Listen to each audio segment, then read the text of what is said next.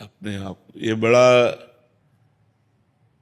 Powerful चिंतन है, जब हम किसी का भजन करें या सेवन करें और कुछ चाहे ना, इसमें बड़ा पावर है। जैसे आप कोई सेवा किए तो हमारा मन होगा, आप क्या लेंगे? कुछ नहीं। फिर आप सेवा करें, फिर पूछे क्या लोगे आप? कुछ नहीं।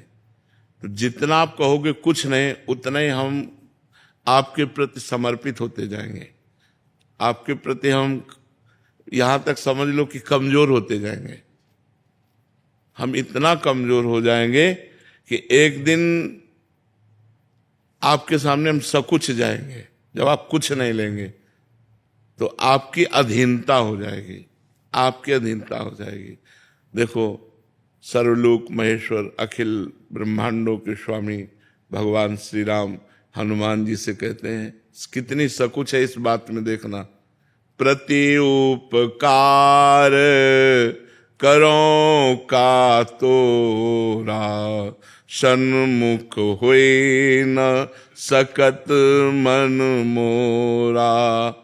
मैं आपकी सेवा के बदले में क्या करूं? मतलब इतना मन सकुच गया है कि तुम्हारे सामने नहीं हो रहा है।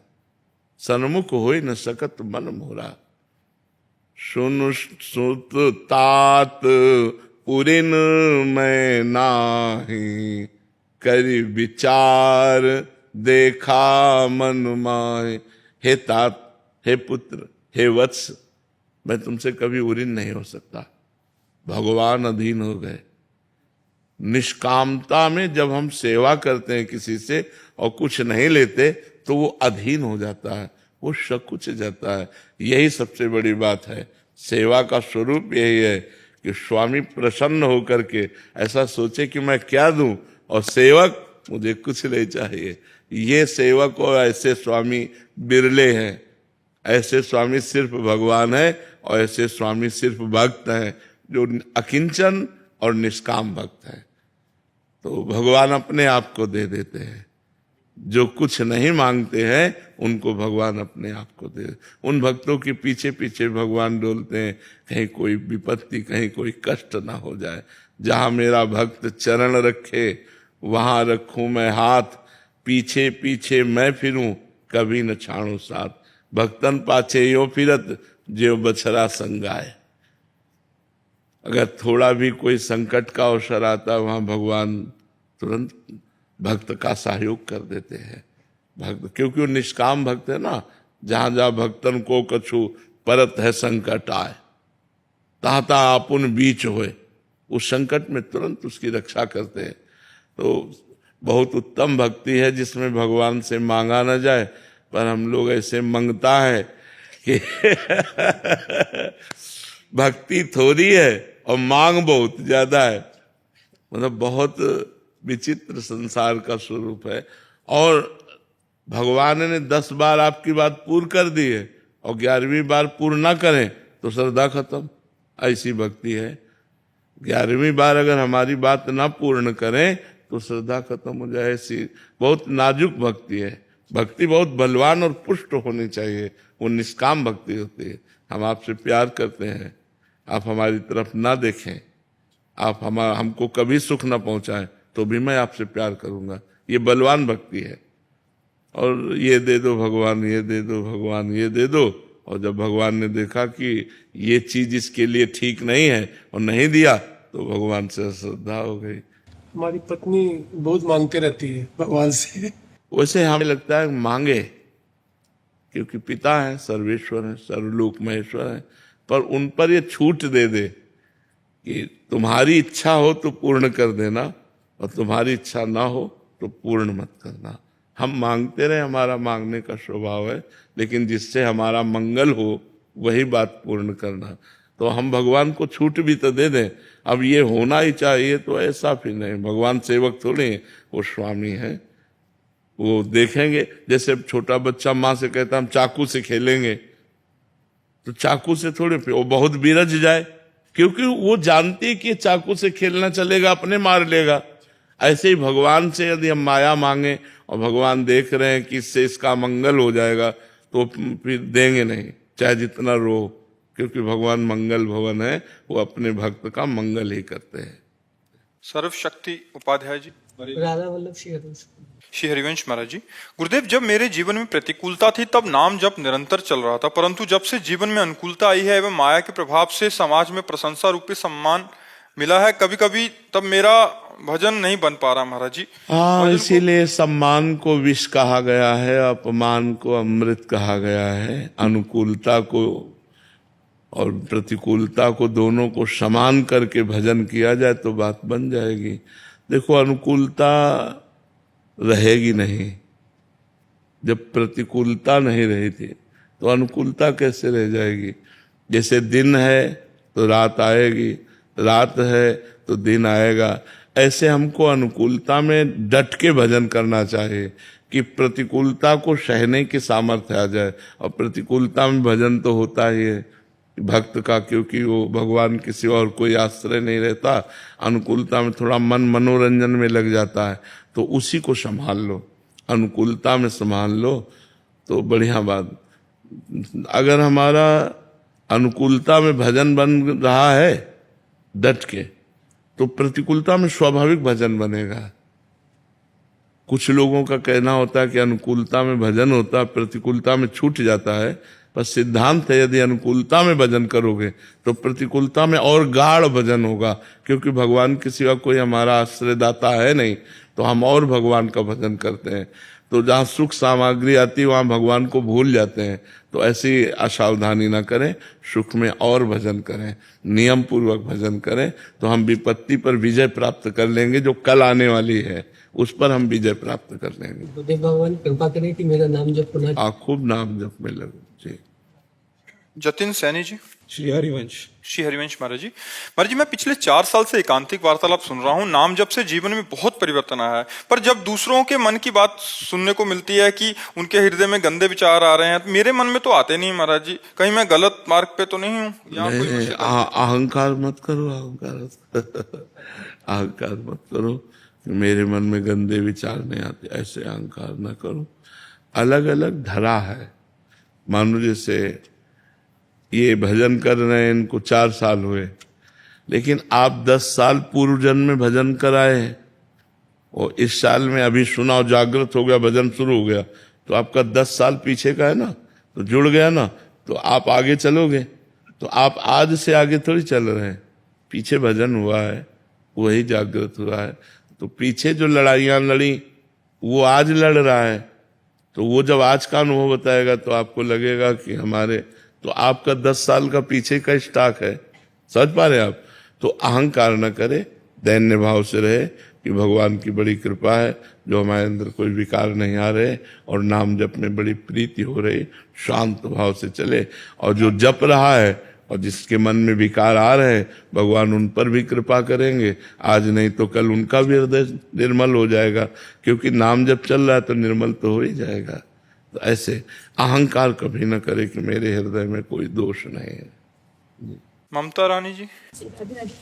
राधे राधे महाराज जी। महाराज जी, मनुष्य जीवन में आने वाली परिस्थितियों के समय भी जब उसे चारों तरफ अंधकार ही दिखाई दे, तो नाम सुमिरन भजन आदि उस समय कैसे संभव है महाराज? क्यों नहीं, उस समय तो बिल्कुल ऐसे संभव है जैसे तूफान आ जाए, पहाड़ का आश्रय ले ले।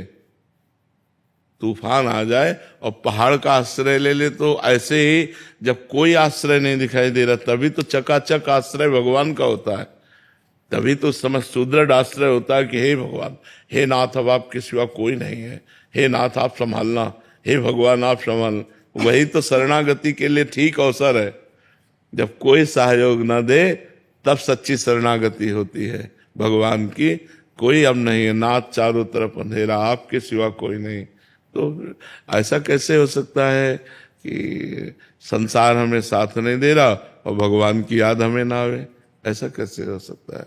हम भक्त हैं, कहीं ना कहीं सत्संग सुन रहे हैं, कहीं ना कहीं संतों से मिल रहे हैं, तो हमारे हृदय में एक बात तो है कि जब कोई सहारा न देगा तो भगवान तो है ना। तो भगवान का आश्रय विपत्ति में बहुत जोर का होता है। हे नाथ अब आप ही बचाओ, हे प्रभु अब आप ही इज्जत रख सकते हो, हे भगवान अब आप ही हमारा सहयोग कर सकते हो। उस समय तो ऐसी प्रार्थना प्रतिपल होती है और एकदम तदात्म हो जाता है भगवान में जीव, जब संकट आता है, जब विपत्ति आती है। पर वो जो भगवान का भजन कर रहा है, जो भजन नहीं करेगा वो मारा घूमेगा, उससे फोन मिलाएगा, उससे बात करेगा, उससे बात करेगा, निराश हो जाएगा, ज्यादा निराश हो जाएगा तो की सोच लेगा, वो भगवान की तरफ जाने की नहीं सोचेगा। जिसने भजन नहीं किया, जो भगवान से नहीं जुड़ा है, उसको रास्ते नहीं पता है भगवान का। नहीं तो जो थोड़ा भी भजन करता है तो जहां विपत्ति आई तो एकदम समिट गया और एकांत होकर भगवान का सुमिरन करता है, और उसके विपत्ति का नाश निश्चित होगा जो विपत्ति के समय भगवान का सुमिरन करता है। हरि स्मृति सर्व विपद विमोक्षणा, भगवान की स्मृति समस्त विपत्तियों का नाश कर देती। पक्का खूब नाम जप करो और कभी भी संकट आवे तो केवल भगवान का आश्रय लो, केवल भगवान से प्रार्थना करो, केवल भगवान को पुकारो। कर्नल रुपेंद्र पाठक जी। राधे राधे महाराज जी। महाराज जी, लाइफ में सब अच्छा चल रहा है भगवान की कृपा से, मुश्किल वक्त में भी भगवान निकाल देते हैं, पर एक भावना रहती है कि समय निकला जा रहा है, बहुत कुछ करना बाकी है और ऐसा ना कर पाए और अंतिम समय आ गया तो क्या क्या होगा? ऐसा क्या किया जाए कि सब खुशी से समाप्त हो? देखो, ये लाइफ सुखपूर्वक कट रही है, कोई खास बात नहीं है, क्योंकि शरीर छूटेगा और आप जिस कार्य के लिए प्रधान आए हैं उस कार्य को यदि कर नहीं रहे हैं तो बड़े भाग्य से मनुष्य शरीर मिला है। अभी शरीर छूट जाए, इसके बाद हमको किस योनि में जाना पड़ेगा कोई हमें पता नहीं है। पशु पक्षी कीड़ा मकोड़ा सुअर कुत्ता गधा क्या बनाया जाए कुछ पता नहीं है। तो हमको साधन धाम मोक्ष कर द्वारा पाई न जे परलोक सम्हारा, सो परत्र दुख पावे सिर धुन धुन पछताए। मनुष्य शरीर से ऐसा साधना किया जाए कि कम से कम मुझे अगला जन्म फिर मनुष्य का तो मिले, अन्य योनियों में तो न जाना पड़े। कितना दुख है अन्य योनियों में, बहुत दुख है। अपने तो थोड़ा कहीं दर्द हो जाए पीड़ा हो जाए तो डॉक्टर से मिल सकते हैं, लेकिन जंगलों में पशु पक्षी हैं, घाव हो जाता है, कांटा लग जाते हैं, बीमारियां आ जाती हैं, उनको कौन देखता है? मान लो पालतू पशु की तो औषधि पालने वाला करवा दिया, लेकिन जो जंगलों में है, जो बहुत सी ऐसी योनियां हैं, बहुत अच्छा हम खान पान रुपया पैसा मकान एकत्रित सब कर लिए, लेकिन जब शरीर छूटेगा तो कुछ साथ नहीं जाने वाला। तो जो साथ जाने वाला है उस पर हम ध्यान दें कि वो भी हमारे जीवन में होना चाहिए। जैसे ये भी आवश्यक है तो वो भी अति आवश्यक है। हमारा परिवार है, उसके पोषण के लिए धन चाहिए। धन के लिए हमें राष्ट्र सेवा रूपी नौकरी मिली है, उससे हमें धन मिलता है, परिवार का पोषण होता है और एक सम्माननीय नौकरी है, कोई साधारण नौकरी नहीं है। जो आर्मी की है ये बहुत सम्माननीय है। जो सैनिक अपने प्राणों को बलिदान करके बॉर्डर पर हर कष्ट सह रहा है, उससे बड़ा हम दो ही को सम्मान करते हैं अधिक, संत और सैनिक।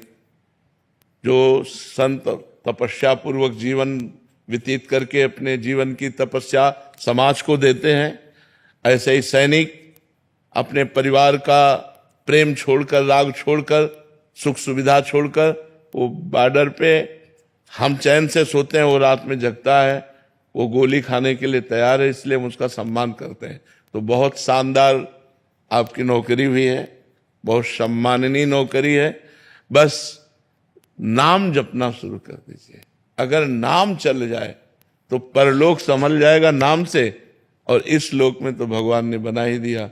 अब अगला हमारा जो जन्म हो, एक तो हो ना, और अगर हो तो फिर मुझे भारत में मनुष्य शरीर मिले और फिर मैं साधना करके भगवान को प्राप्त हूं, अपने राष्ट्र की सेवा करूं। इसलिए नाम जप जरूर कीजिएगा। भगवान का नाम जब केवल अगर चल रहा है तो और पूजा पाठ ना भी होगा तो सब ठीक हो जाएगा। नाम जप से सब ठीक हो जाता है। हाँ, नाम जप से अंतिम समय अपने पुत्र को पुकारा अजामिल ने नारायण, तो उसका कल्याण हो गया। हम जानबूझकर नारायण नारायण जपेंगे, हमारा कल्याण नहीं हो जाएगा, पक्का हो जाएगा। इसलिए नाम जप कीजिए, जो आपको नाम प्रिय हो भगवान का वो नाम जप कीजिए। आयुष जी नेपाल से। राधे राधे। राधे राधे महाराज जी। महाराज जी, मेरा स्वभाव थोड़ा हास्य प्रिय है। मुझे लोगों को हंसाना और उन्हें खुश देखना अच्छा लगता है, इसलिए मैं उन्हें हंसी मजाक की बातें बताता हूँ। लेकिन कई बार लोग मेरे इस स्वभाव को हल्के में ले लेते हैं। वे मजाक में कुछ भी कह देते हैं और मैं कुछ नहीं कहता, क्योंकि मुझे लगता है कि अगर जब तुम मजाक करके हंसाते हो, वो मजाक कर दे तो क्या परेशानी है? तुमको भी हंस देना चाहिए, नहीं, बुरा नहीं मानना चाहिए। देखो, अगर हमारा विनोदी स्वभाव है तो हम किसी न किसी का उपहास करेंगे ना, तभी तो हंसी होगी। किसी न किसी वस्तु, व्यक्ति, स्थान, उसका उपहास करेंगे। अगर कोई हमारा उपहास कर देता है तो जैसे कि महाराज जी, मैं किसी का उपहास नहीं करता हंसाने के लिए। बातें बातें में जो उस सिचुएशन के अनुसार ये कह रहे हैं मेरी बातों को फिर वो हल्के में ले जाते हैं, नहीं तो गंभीरता नहीं लेते। कोई वेदांत की बात थोड़ी कि आपकी बहुत गहरी बात है। हल्की बात तो है, हंसाना हल्की बात तो है ना। वेदांत की बात, जो शास्त्र की बात है, वो हल्की बात नहीं है, उसे गहराई से समझना चाहिए।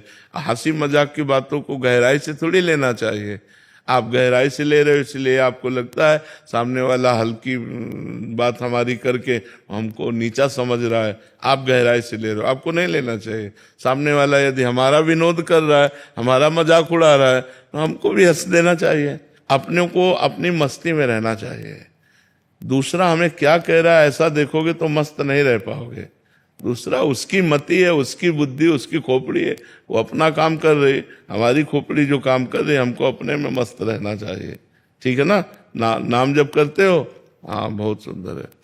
प्रभात राय जी वाराणसी से। राधे राधे महाराज जी। राधे राधे महाराज जी। महाराज जी, मैंने पुलिस की सेवा में आने से पूर्व श्री रामचरितमानस पर हाथ रखकर कसम ली थी कि जीवन में रिश्वत नहीं लूंगा। अभी तक निर्वहन भी कर रहा हूं, परंतु अनेकों लोग समझाते हैं कि अगर कोई व्यक्ति खुशी से दे रहा है तो लेने में क्या जाता है। हम एक सैनिक है जो समाज की सुरक्षा के लिए हमें सरकार वेतन देती है। खुशी से कोई हमको दे दे तो कोई हम तीर्थ पुरोहित थोड़ी कि कोई खुशी से दे दिया। हम एक सैनिक है। खुशी से वही देगा जो दोषों को छुपाना चाहता है और निर्दोष को फंसाना चाहता है, वही खुशी से देगा। निर्दोष कभी आपको पैसा नहीं देगा, देगा तो दोषी ही देगा। क्यों? आप विचार करके देखो, जब हम निर्दोष हैं तो हम आपको पैसा क्यों देंगे? लेकिन जो दोषी होगा ना, वो आपकी बुद्धि को भ्रष्ट कर देगा और वो आपके परिवार में बड़ा कुप्रभाव लाएगा। कभी नहीं। जैसे आप बोले ना, ऐसे एक ऑफिसर थे, पुलिस ऑफिसर, तो उन्होंने कहा कि मैंने जब से आपका सत्संग सुना तब से मैं कसम ले लिया हूं कि कभी घूस नहीं लूंगा। और मेरे अधिकारी मेरे ऊपर जोर डालते हैं, तो हमका ये वीडियो पड़ जाएगा आप जैसा। बोले मुझे इसकी कोई परवाह नहीं, हमका सस्पेंड कर दे जाओ। बोले 3 बार हो चुका हूं सस्पेंड। बोले मुझे इसकी कोई परवाह नहीं है, अब मैं कसम खाता हूं कि आजीवन कभी घूस नहीं लूंगा। तो ऐसे हमारे वंदनीय राज कर्मचारी होते हैं जो ऐसा नियम लेते। जैसे आपने कहा रामचरितमानस पर हाथ रखकर, बहुत धन्य है, जीवन धन्य है। आप अपना जो कर्तव्य कर्म कर रहे हैं ना, यही पूजा है।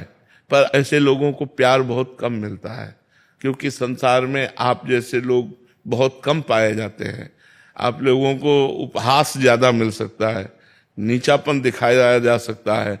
आजकल जैसा हवा चल रही वैसे बहो, तब तो लोग सम्मान करेंगे। लेकिन ऐसी स्थिति में भगवान सम्मान करेगा।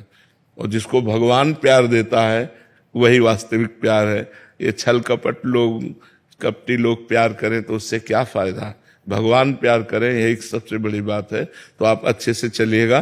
कोई खुशी से दे भी तो नहीं लेना है।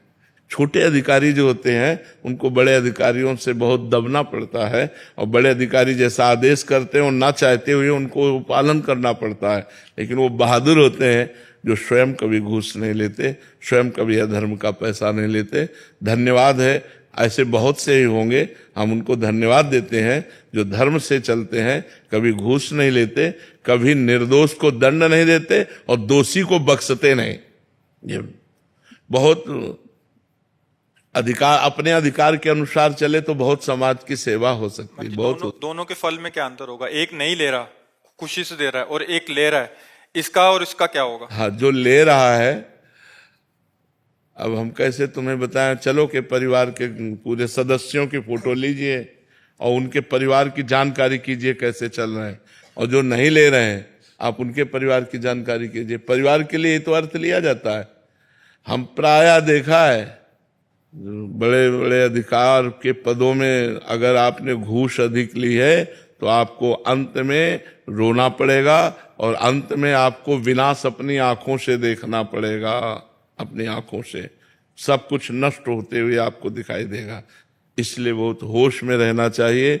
घूस, बेईमानी, अधर्म का पैसा परिवार को बहुत हानि पहुंचाता है और अपने तो जलेंगे ही क्योंकि अपना कर्म है। इसलिए बहुत धन्यवाद है। आप नमक रोटी खाओ, भले साइकिल से चलो, लेकिन जो हमारी सरकार फीस देती है, पेमेंट देती है, उसी से अपना गुजारा करो। अन्य पैसे लेने की कोशिश मत करो, तो आजीवन तुम बादशाह रहोगे, अपने मन के बादशाह रहोगे। तुम्हें कभी अपना मन तुम्हें गिलानी में नहीं लाएगा। तुम्हें रहेगा ठीक है, हम अपने बच्चों की कामनाएं पूर्ण नहीं कर सकते, अपने परिवार को वीआईपी नहीं दे सकते भोग सामग्री, लेकिन मैं धर्म से चला हूं, तो ये आपको एक अंदर पुष्टता प्रदान करेंगे और भगवान आपके सहयोग में रहेंगे, और जिसके सहयोग में भगवान रहते हैं उसका मंगल ही होता है। महाराज जी, इनका भी सेम सिमिलर प्रश्न है। ये कह रहे हैं कि अनैतिकता से अर्जित धन प्राप्त करता हूं, पता होते हुए भी कहीं ना कहीं गलत कर रहा हूं, लेकिन मन संकेत देता कि सब कर रहे हैं, वो तो सही सही चल रहे हैं। नहीं, ऐसा नहीं। सब कर रहे हैं तो सब भोग भी तो रहे हैं। तो मुझे लगता है थोड़ा अपनी आवश्यकताओं को कम करके यदि हम धर्म पूर्वक चलें तो ज्यादा अच्छा रहेगा। हम बेईमानी का धन ना लें, हम अनैतिकता का धन ना लें तो अच्छा है। और जो आ चुका हो उसको गौशाला है, बीमारों की जहाँ फ्री दवाएं दी जाती हैं, ऐसी जगह में उसको दे देना चाहिए। अपने को धर्म पूर्वक कमाना चाहिए, धर्म पूर्वक खाना चाहिए, जिससे आपके बच्चों का भविष्य बड़ा उज्जवल हो, आपका परिवार सुख पूर्वक जी सके। आज आपका माहौल बहुत बढ़िया हो सकता है, कल जब इसका परिणाम आएगा वो ठीक नहीं रहेगा। इसलिए हमें सबसे प्रार्थना है कि आप अपने धर्म की कमाई पर नजर रखिए, अधर्म से बचने की कोशिश कीजिए। पहले पता नहीं था, लेकिन 1 साल से आपका सत्संग सुन रहा हूँ, फिर पता चला, तब तक देरी हो चुकी थी। फिर पता चला कि जो घटनाएं मेरे साथ घट रही है ना, वो कहीं ना कहीं ये अनैतिकता से आए हुए पैसे से कहीं ना कहीं हो रही है। जी। लेकिन आप एक बार भी बोल दो, नहीं लूंगा, अभी कभी नहीं लूंगा। हाँ, हम तो बार बार प्रार्थना करते हैं कि आप बस अब लो नशानी अब ना नशो, अनैतिक धन को बिल्कुल विष समझो। जैसे विष है ना, वो मार ही देता है, मार ही देता है। विष है, उसका स्वभाव प्रभाव मार। ये तो 100% आप समझ लो, अधर्म की कमाई विष है, वो मार ही देगी, पक्का मार देगी।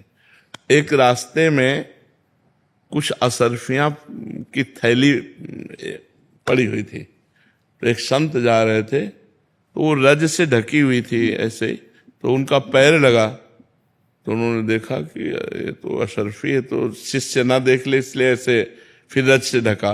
तो उनका गुरुजी ये तो कुछ है, दौड़ के उसने खोला तो अशरफी। उनका इससे जग दे, ये जहर है, मत उठा ऐसे। तो उनका गुरुजी जहर है इसमें क्या? बोले मार डालेगी ये माया अपवित्र है। तो उनका गुरुजी हमें इस बात पर विश्वास नहीं हो रहा है, मार कैसे डालेगी? तो उनका इसको यहीं रखी रहने दो, चलो उधर झाड़ी में चुपचाप बैठो चल के, हम तुमको दिखाते हैं ये माया कैसे मार डालेगी। अपवित्र माया है, जहां जाएगी उसकी बुद्धि भ्रष्ट कर देगी। अपवित्र माया का, अधर्म का स्वरूप यही होता है। तो 4 राज सैनिक घोड़ों पर चढ़े हुए उस समय वहां से निकले, तो एक की दृष्टि पड़ी, अरे बोले यार इसमें तो सैकड़ों असरफियां हैं। बोले यार ये तो आज हमारे भाग्य खुल गए। चारों पेड़ के नीचे बैठ गए, कहा 4 हिस्से लगा लिए जाएं। बोले 4 हिस्से बाद में लगाएंगे, पहले इससे 4 असरफी निकालो। जाते हैं, बढ़िया भोजन बनवा के लाते हैं और अपने चारों लोग पाते हैं, और फिर इसके 4 हिस्से कर लिए जाएंगे। तो नजदीक में ही बाजार थी, 4 असरफी लेकर बाजार में गए। उन दोनों ने विचार किया, जो बाजार गए, कि यार उसके 4 हिस्से क्यों, 2 हम और तुम। बोले भोजन में विष मिला दो और फिर ले चलते हैं, दोनों मर जाएंगे, 2 हिस्से हो जाएंगे। ठीक है। वो स्वयं तो अच्छा भोजन पाए और 2 के लिए जहर युक्त भोजन बनवा के लाए। उधर दोनों ने विचार किया, इसके 4 हिस्से होंगे। बोले आते ही गोली मार दो 2 को और इसके 2 हिस्से कर लेते हैं। बोले ठीक है। तो जो ही दोनों भोजन लेकर के आए, सो ही दोनों को शूट कर दिया। उनका यार मार तो दिया ही, भोजन पा लेते हैं आराम से, फिर हिस्सा करके चलते हैं। भोजन निकाला, दोनों पाए, दोनों मर गए। बाबा जी ने अपने शिष्य से कहा, देखा मार डाला ना, भाग यहां से, इसको मत उठाला। जो अधर्म का पैसा है वो बुद्धि दूषित ही कर देता है। अगर बुद्धि दूषित ना करते, चारों लोग बढ़िया भोजन पाते, 4 हिस्सों में बांट लेते। लेकिन अधर्म का पैसा तो बुद्धि को दूषित कर दिया, चारों मर गए, किसी के हाथ में नहीं, थैली वहीं पड़ी रही। ये अधर्म का पैसा कभी सुख प्रदान नहीं करता। पत्नी, पुत्र, परिवार में कहीं न कहीं अशांति, कहीं न कहीं विक्षेप, कहीं न कहीं विच्छेद, प्रेम विच्छेद, ये सब करता है। इसलिए हमें लगता है नमक रोटी खाए और बिना टेबलेट के सोना सीखे, चैन से सो जाए, और अधर्म का पैसा लाए और मानसिकता विक्षिप्त रहे, सो ठीक नहीं है। अमन जी दिल्ली से। राधे राधे महाराज जी। महाराज जी, नाम जब केवल भगवत प्राप्ति के लालच से किया जाए तो भगवत प्राप्ति हो जाएगी? और भगवत प्राप्ति की इच्छा बहुत जन्मों की पवित्रता के बाद होती है। या तो किसी महापुरुष का सानिध्य मिल जाए तो इसी जन्म में भगवत प्राप्ति की इच्छा प्रबल हो जाए। नहीं, भगवत प्राप्ति की इच्छा नहीं होती, भोग और ऐश्वर्य प्राप्ति की इच्छा होती है, मान सम्मान की इच्छा होती है। भगवत प्राप्ति की इच्छा तो किसी बिरले के हृदय में होती है। बहुनाम जन्म नामन्ते, बहुत जन्मों के बाद कहें उसको, ये मुमुक्षुता प्राप्त होती है कि मैं मुक्त हो जाऊं, मैं संसार से मुक्त हो जाऊं, मैं भगवान को प्राप्त हो जाऊं। ये अनेक जन्म संसिद्धि, अनेक जन्मों से जिसकी साधना होती रही है। नहीं तो भोगेश्वर प्रसक्ता नाम तया प्रहत चेतसाम व्यवसायत्मिका बुद्धि समाधो न विधीयते। जो भोग और ऐश्वर्य ने चित्त का अपहरण कर लिया है, वो ये कभी संकल्प ही नहीं कर सकते कि मुझे भगवत प्राप्ति हो। उनकी बुद्धि में आता ही नहीं कि मैं भगवत प्राप्ति करूं। मरना है तो सबको एक दिन, लेकिन मौत से जी लेते हैं, उनकी बुद्धि ऐसी रहती है। और जो पवित्र बुद्धिमान होते हैं कि एक दिन मरना है, मरने के बाद पता नहीं किस योनि में जाना पड़े, मुझे इसी योनि में अपने उद्धार का उपाय कर लेना चाहिए, क्योंकि अन्य योनियों में साधना नहीं हो सकती, केवल मनुष्य योनि में होती है। और भगवान नाम से निश्चित परम पद की प्राप्ति हो जाएगी, निश्चित भगवत प्राप्ति हो जाएगी, यदि हम खूब मनोयोग से नाम जप करें। एकमात्र नाम का आश्रय ले लो, सब पार हो जाएगा। कलयुग केवल नाम आधारा, सुमिर सुमिर भव उतर है पारा। केवल नाम आधार है। कृतयुगे ध्यायते विष्णु त्रेतायाम यजते मखई द्वापरई परिचर्यायाम कलौ तद्धर कीर्तनात्। कलयुग में सिद्ध बात है कि भगवान के नाम कीर्तन और नाम जप से भगवत प्राप्ति हो जाती है। खूब नाम जप कर। अरिजीत जी हिमाचल से। राधे राधे महाराज जी। महाराज जी, राधा नाम जब हम जोर जोर से बोलते हैं, राधा नाम जब हम होठ बंद करके जीभ से बोलते हैं, और राधा नाम हम जब मन से बोलते हैं, कौन सा सर्वश्रेष्ठ है? देखो, पहले साधक को सर्वश्रेष्ठ के चक्कर में नहीं पड़ना चाहिए। हम राधा नाम ले रहे हैं, यही हमारे सौभाग्य की बात है। चाहे हम जोर से बोल के ले रहे हो, चाहे हम उपांशु ले रहे हो, चाहे हम मानसिक ले रहे हो। ये तो पहला उत्तर। दूसरी बात यह है कि जब हम मन से जपते हैं तो हमें आनंद की धीरे धीरे अनुभूति होने लगती है। जैसे हम राधा राधा राधा राधा राधा, तो मन कहीं भाग रहा है, वाणी से नाम उच्चारण कर रहे हैं, या उपांशु में जप रहे हैं। मानसिक जप जब वास्तविक मानसिक जब होने लगता है तो सामने राधा नाम लिखा है और उसी राधा नाम में तो उसको एक आनंद मिलता है। जब आनंद मिलने लगेगा तो फिर वो डूबने लगेगा, और जब डूबने लगेगा तो स्थिति आने लगेगी। तो मानसिक जब तो सर्वश्रेष्ठ है ही, उसको कहना ही क्या है। पर अपने को अभी इस चक्कर में नहीं पड़ना चाहिए, अपने को अभी ये देखना है कि नाम चल रहा है कि नहीं। कभी मानसिक चल रहा है, कभी उपांश चल रहा है, कभी वाचिक चल रहा है, क्योंकि हमारी एक जैसी स्थिति नहीं रह सकती। हमारी स्थिति अभी नवीन साधक है, माया मलिन स्वभाव है, तो कहो 5 मिनट मन लगे और फिर हट जाए। जब हट गया तब हम जबान से शुरू किया राधा राधा राधा राधा राधा। तो हमें नाम में रहना है, हठ पूर्वक हमको नाम जप करना, ये बात पकड़नी है। हमें ये नहीं देखना चाहे मन से जपना पड़े, उपांश से जपना पड़े, वाचिक जपना पड़े, चाहे जैसे हो, हमें नाम में लगे रहना है। पहला अगर ऐसा स्वभाव बना लोगे तो आगे फिर मानसिक तो स्वाभाविक चलने ही लगेगा।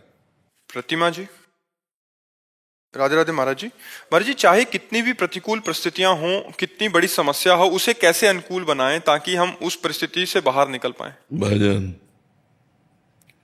जब तक भजन नहीं करोगी तो बातों से विपत्तियों पर विजय प्राप्त नहीं किया जा सकता। उसके लिए अध्यात्म बल चाहिए, धैर्य चाहिए। जब चित्त भगवान से जुड़ा होता है तो हम सब कुछ सह सकते हैं, और जब चित्त संसार से जुड़ा होता है तो हम सह नहीं पाते। हम व्यथित हो जाते हैं, हम व्याकुल हो जाते हैं। बड़े से बड़े दुख को सहने की सामर्थ्य भगवान के भजन से मिलती है। देखो, गुरु अर्जुन देव जी ने भजन का प्रताप दिखाया। उनको तपते हुए तवे पर बैठाला गया, ऊपर से तप्त बालू डाली गई, फफोले पड़ रहे हैं, पूरा शरीर जल रहा है, और वाहे गुरु वाहे गुरु वाहे गुरु। वो कह रहे तेरा किया मीठा लागे, तेरा किया जल रहे हैं, कष्ट सह रहे हैं, और जय हो आपकी, जय हो वाहे गुरु वाहे गुरु। कहीं शिकायत नहीं भगवान से, कोई रोष नहीं, न मारने वालों का, जो उनको कष्ट दे रहे उनके प्रति भी रोष नहीं। भारी से भारी दुख में भगवान की कृपा का अनुभव होना। तेरा किया मीठा लागे, आपका किया अच्छा है, वाहेगुरु का विधान मीठा लागे। ठाकुर हरिदास जी यवन कुल में प्रकट हुए थे और हरे कृष्ण ये नाम महामंत्र जपते थे। इसी से वहां का काजी नाराज हो गया और बादशाह से शिकायत की। उनको बंदी बना के ले जाया गया, प्रश्न उत्तर हुए, तो उनका मैं भगवान के नाम को नहीं छोड़ सकता, आप दंड दे दीजिए। तो दंड हुआ 22 बाजारों में बेत मार मार के मार डालना। 22 बाजारों में बेत मार मार, जहां बेत लगता तो कोड़े पे कोड़े, बेत पे बेत, तो हरि बोल हरि बोल हरि बोल। उस महापुरुष के मुंह में सिकन नहीं आई, वही हरि बोल हरि बोल। फिर मरा हुआ मानकर गंगा जी में डाल दिया, तो गंगा जी की पावन जल से उनको चेतना आई और धीरे धीरे वो कुलिया नामक ग्राम में जाकर उनका शरीर लगा, तो वहां के लोगों ने देखा ये तो जिंदा है। मतलब कितना बड़ा से बड़ा कष्ट, अब समझो इस कोटि का कष्ट, और हरि बोल हरि बोल। तो भक्तों के जीवन में देखा गया भारी भारी विपत्तियां, भारी भारी कष्ट। अब देखो, चीदर चिदरानी जी नाम के एक महान भक्त थे। पीपा जी राजा थे, उन्होंने वैराग्य धारण कर लिया था, और उनकी पत्नी थी रानी सीता सहचरी। बड़े सिद्ध महापुरुष हुए, द्वारिकाधीश के साक्षात दर्शन किए। तो जब द्वारिकाधीश के दर्शन करके तो उनके मन में भगवान के महान भक्त प्रशंसा सुनी थी चीदर चिदरानी जी की, तो उनके दर्शन के लिए गए। वो ऐसे महान भक्त थे कि संत कभी दरवाजे से वापस नहीं लौट सकते, कुछ न कुछ खवान पे। और धीरे धीरे धीरे धीरे इतनी गरीबी कि दरवाजे और खिड़की भी बिक गई थी। संत सेवा में, मतलब घर में कुछ नहीं था जिससे बेचा जा सके, और इतने बड़े संत पीपा जी सीता सहचरी पहुंची।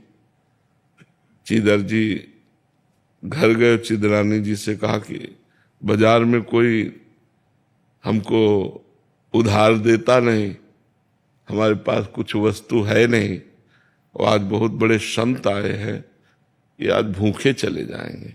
और आज तक ऐसा नहीं हुआ कि संत दरवाजे से भूखे जाए, क्या किया जाए। उनकी पत्नी ने कहा चीदर जी की कि हमारे शरीर का जो वस्त्र है, एक वस्त्र धारण की थी साड़ी, अच्छा है ये, इसको बेच लो, 1 रुपये का तो बिक ही जाएगा, तो कुछ दाल चावल मिल जाएंगे, उसी को रांध करके संत को पवा देंगे। ऐसा ही किया। शरीर का वस्त्र भी पत्नी ने, तो रेशम का था पहले जमाने में, तो 1 रुपये का ऐसे बिका, तो कुछ दाल चावल मिला, बनाया, बना के चीदर जी बाहर ले गए। बैठे थे पीपा जी सीता सहचरी, तो सीता सहचरी जी इनका भक्ता, इनको भी बुलाओ यहाँ पालें, तो उनको वहीं ठीक है आप पालो। तो वो रानी थी, बहुत प्रवीण थी, तो उनका ऐसा क्यों भक्ता, इनको तो लाना चाहिए, और स्वयं गई। तो वो उनकी जो दशा थी, आंसू चल रहे थे, भगवान का नाम चल रहा था, वो कह रहे थे भगवान आप कितने कृपालु हो, देखो ऐसी परिस्थिति में कृपा का अनुभव कर रहे, कितने कृपालु हो कि आज संत को भूखा नहीं जाने दिया, आपने व्यवस्था कर दी। समझो वो भगवान की कृपा दे। सीता सहचरी जी गई, उनका भक्ताइन जी तो भगवान के प्रेम में डूबे। तो कहा आप रसोई में निर्वस्त्र बैठे। तो उनका हमने सोचा था कि जब आप मिलोगी तो श्री कृष्ण की चर्चा करोगी, क्योंकि द्वारिकाधीश का साक्षात दर्शन करके आ रहे हो, क्या इस मरण धर्मा शरीर की बात कर दी। सीता सहचरी जी पीपा जी के पास गए, बोले इनके यहाँ एक दाना अन्न खाने के लिए नहीं है, वस्त्र बेचकर हम लोगों को भोजन पवाया है। देखो, एक है कि कोड़ों की मार, बेतों की मार सहकर भी हरि नाम बोल रहे हैं, एक है कि एक तरह से उनके शरीर को भयानक पीड़ा दे करके तो भी वो भगवान नाम बोल रहे हैं, एक है कि खाने को नहीं संत आ जाते हैं तो भी वो अपने शरीर के वस्त्र बेचकर। इतनी भयानक विपरीत परिस्थितियों में भी जो आनंदित है, भगवान नाम जप कर रहे हैं, वो केवल भगवान से ही है। अगर हम भगवान का भजन नहीं करेंगे तो विपत्तियां, दुख, नाना प्रकार की विपरीत भावनाएं ये हमें नष्ट कर देंगी। भगवान ही हमें बचा सकते हैं, भगवान ही हमें ताकत देते हैं, हर दुख सहने की ताकत देते हैं। तो हमें लगता है हमें भगवान का भजन करना चाहिए, नाम जप करना चाहिए।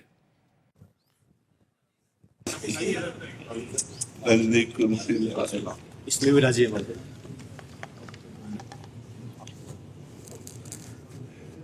बहुत शरीर इस समय कृश हो गया है।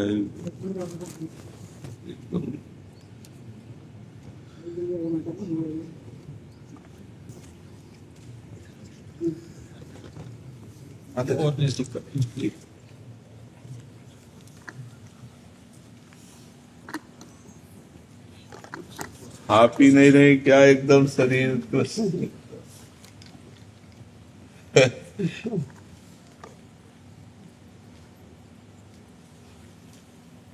अब बुला रहे हैं अभी। पहले हम जाएंगे, वहां जाके व्यवस्था करेंगे। श्री जी के सखियों से मिलकर व्यवस्था करेंगे, तब फिर आप आना।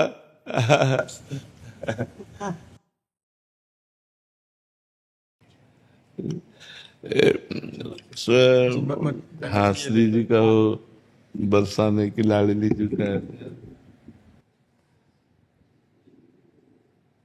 एक बार और इच्छा थी, एक इच्छा थी जी। बस क्या इच्छा है? एक बार देख लें आप। अच्छा। वात्सल्य है आपका, आपकी कृपा है कि आप दर्शन देने आए हैं। हमारे पूज्य बाबा और पूज्य बाबूजी दोनों की कृपा पात्र आप हैं, दोनों पर। हाँ, ये लाडली जी का, बरसाना के लाडली जी का लहंगा है, शादी में रख ली। श्री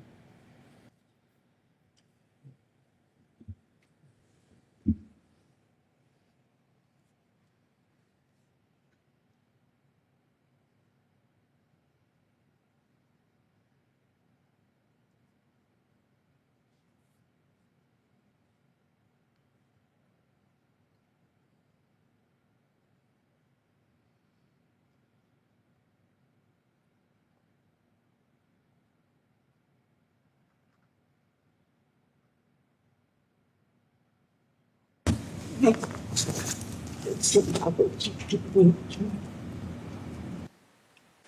पूज्य बाबूजी की। अच्छा,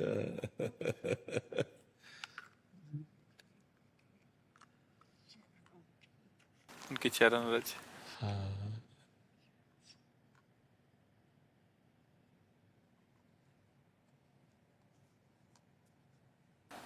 लगाना चाह रहा है।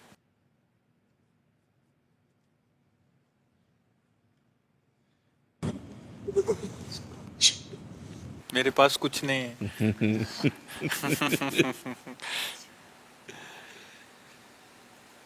इससे बड़ी कोई वस्तु हो सकती है क्या? इससे बड़ी कोई वस्तु हो सकती?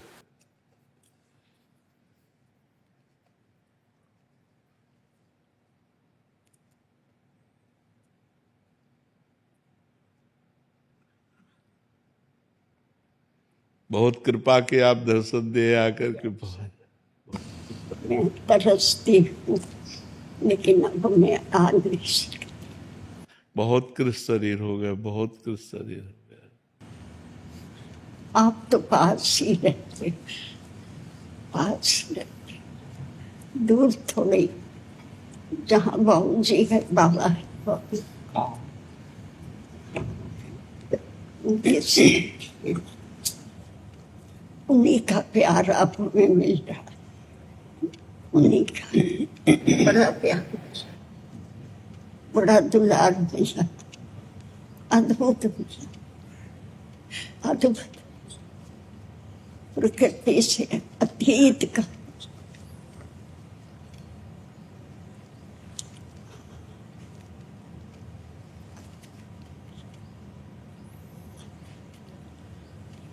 मेरी कृपा से आपके दर्शन अच्छी।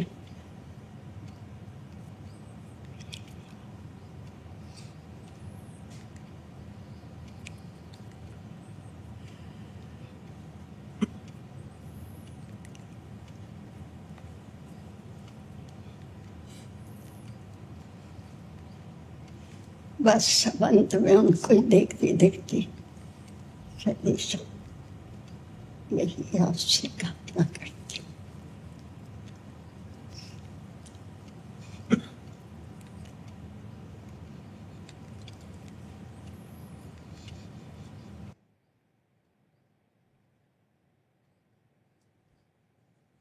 आपको देखने से ऐसा लगता है कि भाई जी और पूज्य राधा बाबा की कृपा ही मूर्तिमान आपके रूप में विराजमान है। इस समय इस धराधाम में पूज्य बाबूजी और बाबा की कृपा का आप साक्षात स्वरूप हैं। जो भागवतिक स्थिति महापुरुषों में देखी जाती है वो आप में विद्यमान है, इस समय वर्तमान में विद्यमान है।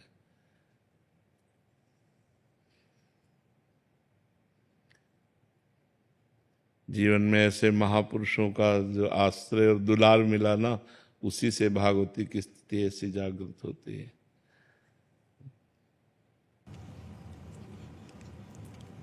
महाराज जी 17-18 साल की आयु से लेकर जी जी उन्होंने पाला। जी जी 71 तक तो पूज्य बाबू जी जी विराजमान थे, और 92 तक पूज्य बाबा विराजमान। अपने आस पास ही रखते थे।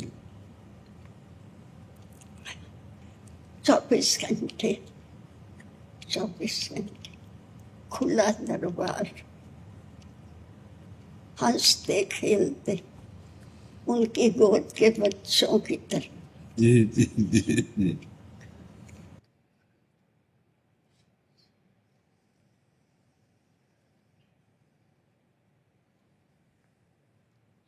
सब साधकों को श्री जी का प्रसादी वस्त्र दीजिए।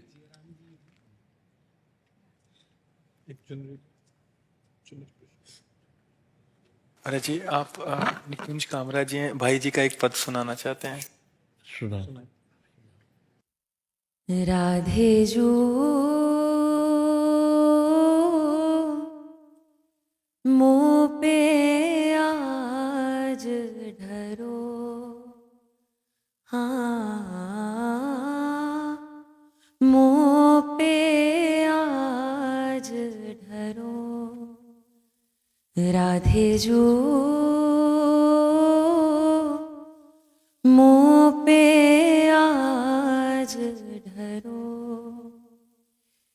निज निज प्रियतम की पद रज रति, निज निज प्रियतम की पद रज रति, मोए प्रदान करो, राधे जो मुँह पे आज ढरो, भुक्ति मुक्ति की सकल कामना, भुक्ति मुक्ति की सकल कामना, सत्वर नाश करो, राधे जो मुँह पे आज ढरो, निज चाकर चाकर चाकर की, निज चाकर चाकर चाकर की सेवा प्रदान करो, मुँह पे आज ढरो, श्यामा प्यारे मुँह पे आज ढरो, राखो सदा निभृत निकुंज में, राखो सदा निभृत निकुंज में, झाड़ूदार बरो, राधे जो मुँह पे आज ढरो, श्यामा प्यारी मुँह पे आज ढरो।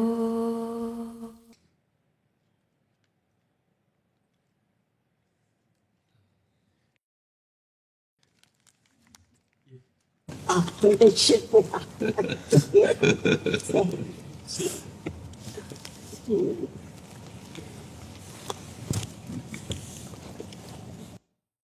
बहुत कृपा करी, बहुत कृपा करी। अब हम इस कृपा के ऋणी हैं। क्या करें, कौन है? आप किसको आप क्यों, क्या कहूँ कौन हूँ?